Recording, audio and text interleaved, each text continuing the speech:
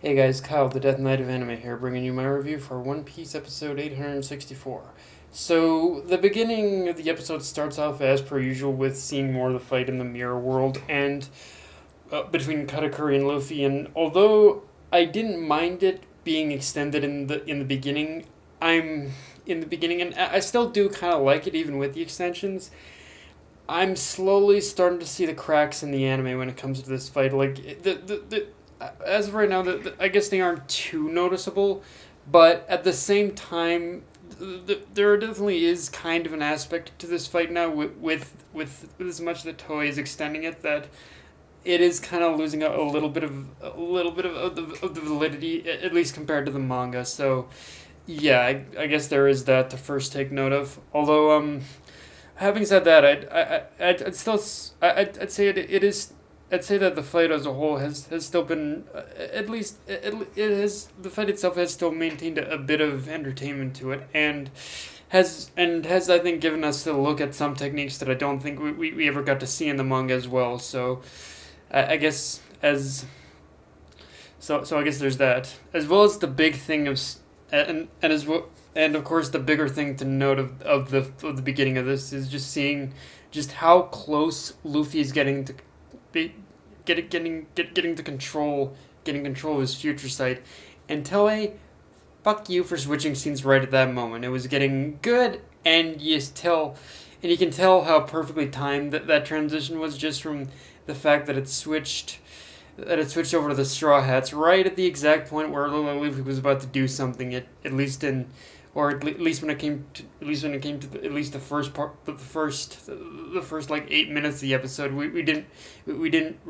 get more and we didn't get any more after that until like the last minute. Um, but speaking of the last part, the last like minute of the fight, of that particular fight, let's actually go ahead and talk about it because the last part in of the episode in regards to this fight is definitely where we start to see what it was building up to with that what it's building up to, and it's gonna I'm sure there are gonna be people who are just gonna barely notice it, things just happen so fast there. But if you really pay attention to the last like minute of this fight, you can actually see that Luffy is dodging at least a couple of Katakuri's techniques. So from what we can tell from the last part of that fight in the episode, we can definitely determine that Luffy's got a basic grasp of future sight now.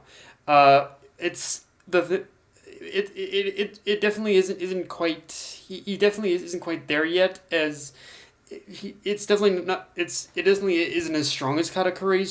From here I think the biggest thing for Luffy is now learning to is kind of learning to in order to control learning to definitely control the future side now. Like he's definitely there were definitely signs that he's tapped into it, and now from here it's just maintaining and controlling it now. um and yeah, in terms of the fight between the Straw Hats and Big Mom, the focal point of that part of the episode for me was definitely Jinbe, and I think a lot don't get me wrong, it was one of those episodes where it delivered what it promised in a way, it did focus on the Straw Hats fighting Big Mom, but a lot of I will say at least until like the last chunk of the fight between the Straw Hats and Big Mom, I feel that the other Straw Hats definitely got a little overshadowed by pretty much Jinbei in this episode, and which I guess in its own way is you could consider a good thing because Jinbei was just on fire in this episode, and but was on fire in this episode, but at the same time, I guess that is a drawback with Jinbei being like the one of the first to really jump into the fray while everyone stood around gobsmacked. So yeah, it's kind of like a give and take with basically how the Straw Hat versus how the Straw Hats versus Big Mom fight went down, because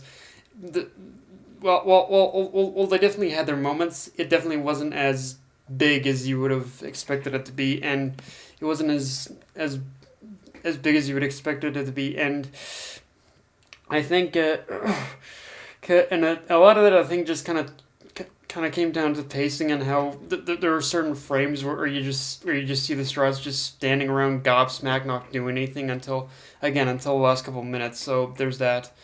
I mean, and don't and go and honestly, and when things did finally pick up for the others and they did finally start to contribute, I actually do got to give them credit for the whole misdirection tactic that they were doing, and that everyone that they kind of came up together as a team, as it's made use of everyone's abilities in order to take Zeus out of the picture. But let's be real, Big Mom definitely isn't down and out yet. Otherwise the cake plotline would be completely pointless. But it is still worth noting that, although I will say, even if it did take a bit in order to get the Straw Hats actually going, actually start going in. The one thing I think we can take away from this fight in general is that um is that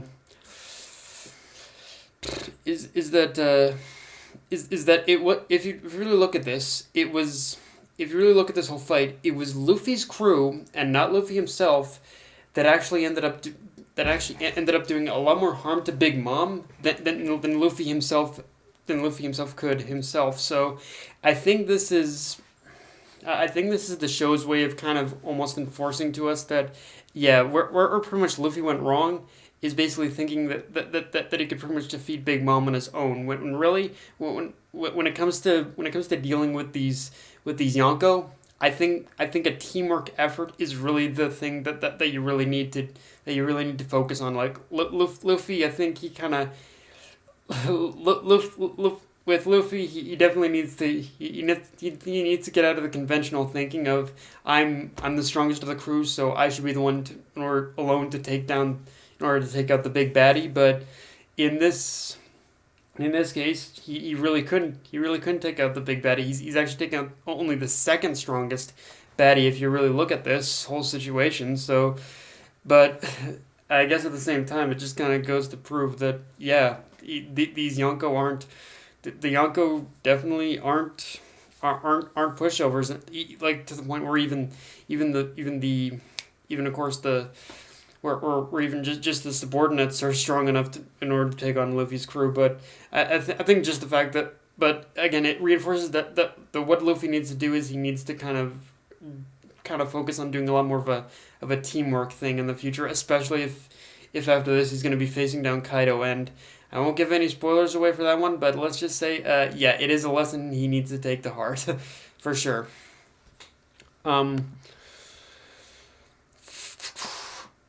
Another genuinely interesting thing to take away from this fight is Big Mom's current mental state, and how she's currently between a state of coherent but still incoherent enough to be overly reactionary, and that more than likely is going to play a part later on, because yeah, as we see with Big Mom, pretty much with Big Mom basically in between that state. It seems that the whole lie that pretty much Perospero told to Big Mom is starting to fall apart on him, and I think it will come back to bite him in the ass. But at the same time, I can't see him dying either, because so far out of all of Big Mom's children, I think Perospero has actually proven himself to have a greater amount of plot armor than I dare say even Luffy and himself. Although I can see beyond this, I can see Big Mom being easily.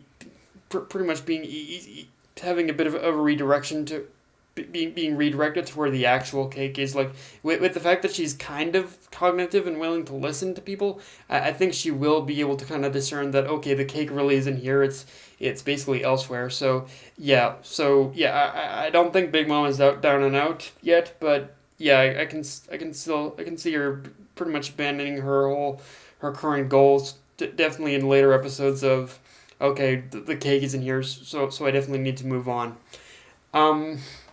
And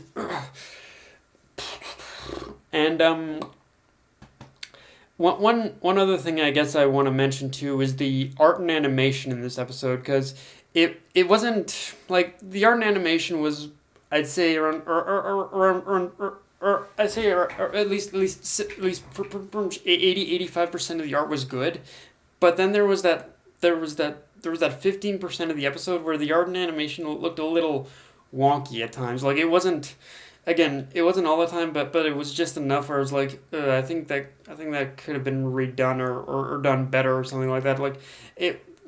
Again, most of the time the art and animation was good, but every once in a while I would see a scene that felt like okay, they just kind of copy and pasted this, or they just or they just didn't animate this very well in general. And again, even the artwork just kind of even the artwork even the artwork just kind of looked a little off. Just with certain drawings, I think it either just didn't look good.